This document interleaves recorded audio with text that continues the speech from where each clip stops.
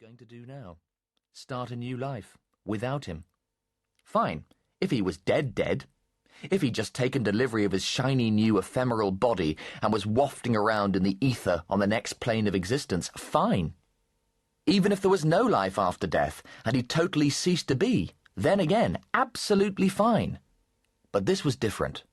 He was dead, but he was still here. His personality had been stored on disk, and the computer had reproduced him down to the tiniest detail, down to his innermost thoughts. This was not the deal. He wanted her to start a new life when he was gone, not while he was still here. But of course, that's what she'd do. That's what she had to do. You can't stay married to a dead man. So even though she loved him dearly, she would, eventually, have to start looking for someone else. And she would sleep with them. She would go to bed with them. And hell, she would probably enjoy it. Even though she still loved him. She would, wouldn't she? She would meet Mr. Terrific and have a physical relationship, probably in his bed. His bed! Their marital bed! His bed! Probably using the 3 condoms he knew for a fact he had left in the bedside cabinet. The ones he'd bought for a joke, the flavoured ones. His mind ran amok, picturing a line of lovers standing strawberry-sheathed outside his wife's bedroom. No! Screamed Saunders involuntarily. No!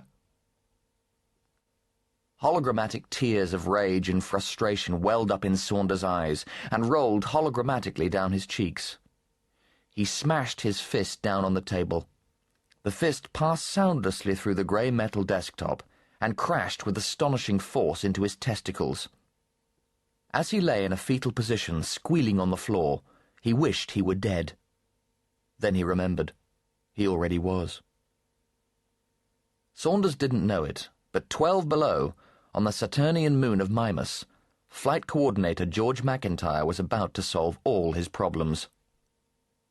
George McIntyre sat in the Salvador Dali coffee lounge of the Mimas Hilton and stared at a painting of melting clocks while he waited for the tall, immaculately dressed mechanoid to return with his double Bloody Mary, no ice.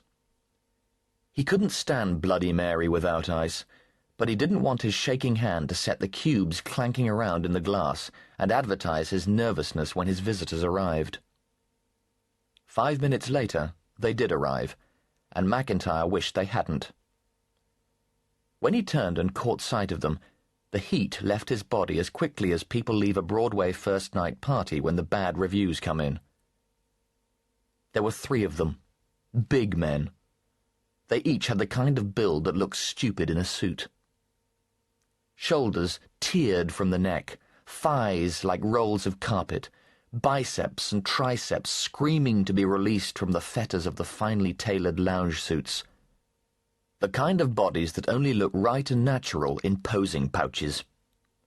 In suits, no matter how expensive, and these were expensive, they looked like kids who'd been forced into their Sunday best, all starched and itching. McIntyre couldn't shake the feeling that they were yearning, aching to get nude and start oiling up. They didn't say hello and sat down at his table.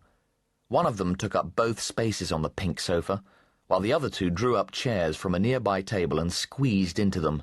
The armrests were forced out into a tired V to the accompaniment of an uneasy creaking sound. McIntyre just sat there, smiling. He felt as if he was sitting in the middle of a huge barrel of sweating muscle. He was convinced that if he shook hands with any of the 3, he would immediately die from an overdose of steroid poisoning. He wondered, though not too hard, why one of them was carrying a pair of industrial bolt clippers. The tall, immaculately dressed mechanoid came up and served McIntyre his Bloody Mary. All 3 of the men ordered decaf coffee. While they waited for it to arrive, they chatted with McIntyre. Small talk. Difficulties parking, the decor, the irritating muzak. When the coffee came, McIntyre pretended not to notice that they couldn't get their fingers through the cup handles. The man on the sofa lifted up a briefcase and fiddled clumsily with the lock. For a moment, McIntyre found himself feeling sorry for the man. Everything was too small for him, the briefcase, the coffee cup, the suit. Then he remembered the bolt clippers and stopped feeling sorry for the man and started feeling sorry for himself again.